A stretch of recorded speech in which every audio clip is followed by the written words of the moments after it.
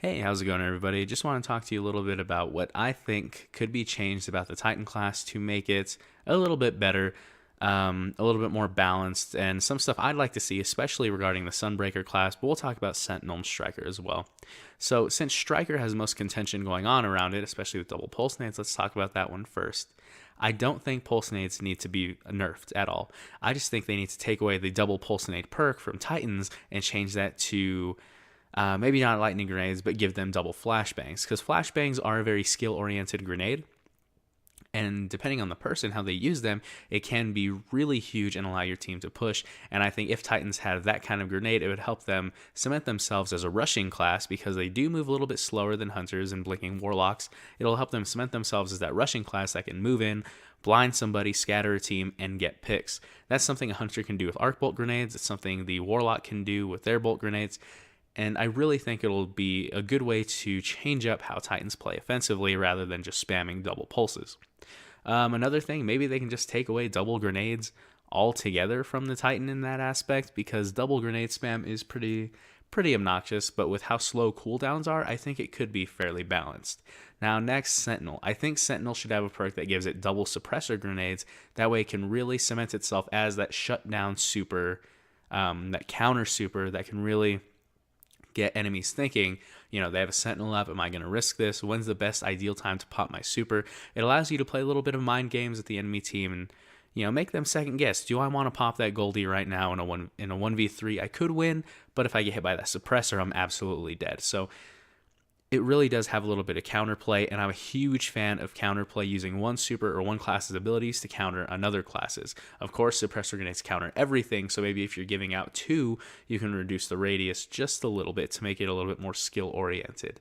And of course, the next big thing I want to talk to you about is Titans, or not Titans, the Sunbreaker Titan specifically. The Sunbreaker Titan, as we all know, has two sets of perks, much like the other classes, and the top half is going to give you bigger explosive radius with your hammers, allowing your hammers to explode and enemies killed by your hammers to explode.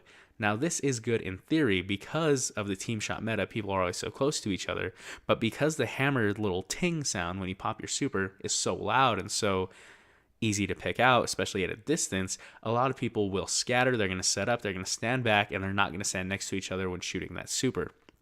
So in essence, it is an offensive super, but it's not one that's worth pushing up with, because as soon as they hear that noise, they're just going to split and they're not going to stand near each other, and that bigger explosive radius is really going to do nothing. I think the explosive radius on the standard hammer is okay, and having it a little bit bigger, in my experience, has never helped me out in any significant way. The next subset of perks that we have that needs to be fixed is the Sunspot build. Now, sunspots in theory are really cool because when you stand in the sunspot, your grenade cooldown is greatly reduced. I'm talking like, instead of taking 45 seconds to get your grenade, it'll take you around 20 or 25, and sunspots do stay on the map for a while. So if you get a grenade kill or a melee kill and that sunspot pops up, you can stand in it and completely do a full regen of that perk you just used. Granted, you have to make sure nobody's coming at you, no one's challenging you, and you're going to be a sitting duck for a while you're in that sunspot. So it is a very powerful ability, but it's seldomly, very rarely used, and very rarely able to, it's very hard to capitalize on that. So what I think they could do for this subclass specifically, for this subclass of perks, is to maybe give the sunspots some type of perk aside from increased ability cooldowns, maybe to operate more like a Warlock Rift. If it could be like it was back in Destiny 1, where it'll give you a slight overshield, I really think that could go a long way. Or even if it just regen your health, or maybe even both. Because Warlock Rifts are so much stronger than sunspots already, and because they're on a guaranteed cooldown, you know when you're going to get to use it. The off chance that you do get a sunspot and you do get to get into it, you should be stronger there. The perk that you get when you're standing in a sunspot is called Sun Warrior. So let us live out that power fantasy, you know what I mean? Let us be real Sun Warriors. Let us feel like the OP Sunbreakers from Destiny 1 just a little bit, just when we're in that sunspot.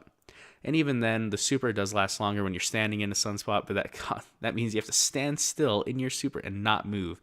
And it's an offensive super, so really you're not doing yourself any favors, and you aren't doing your teammates any favors either. So those are just some things I was thinking. One more thing. Incendiary grenades. I really do think a perfectly thrown incendiary grenade should be able to one-hit kill, regardless of the enemy's stats or whatever, it should be a one-hit kill. And if you think about it, grenades like that, your incendiaries, your suppressors, your flashbangs, those take a really good amount of skill to make sure you can land them perfectly. Right now, if you land a perfect incendiary, it does 100 damage, and then each tick of burn is 6. Back in Destiny 1, it dealt 170, and each tick was 7, if I'm not mistaken. And with health values being just about the same, around 200, you can see how big of a nerf that grenade got, and you're only getting 1. It just doesn't seem worth it. That grenade is so much fun to use. There's so much skill involved, but they're bottlenecking us by making it so weak, which is, of course, pretty frustrating. But that's it for the video today, guys. I do think some striker things need to be done to make that class a little bit less dominant, but when you think about it in the grand scheme of things, Devour Warlock is still the #1 class in my opinion. Maybe tied with Golden Gun, because the Golden Gun is freaking amazing. It wipes teams so easily. And then you have Striker, and then everything else below that. So a lot of people will make the argument that Sentinel is up there too, but I think it takes a specific kind of player to really make Sentinel successful, but a good Sentinel player will always beat a good Striker player, just from what I've experienced. But anyway, guys, that's it for the video today. Let's make Sunbreaker great again. Yeah, dead meme, I know. But thank you all for watching. See you again soon. Thank you.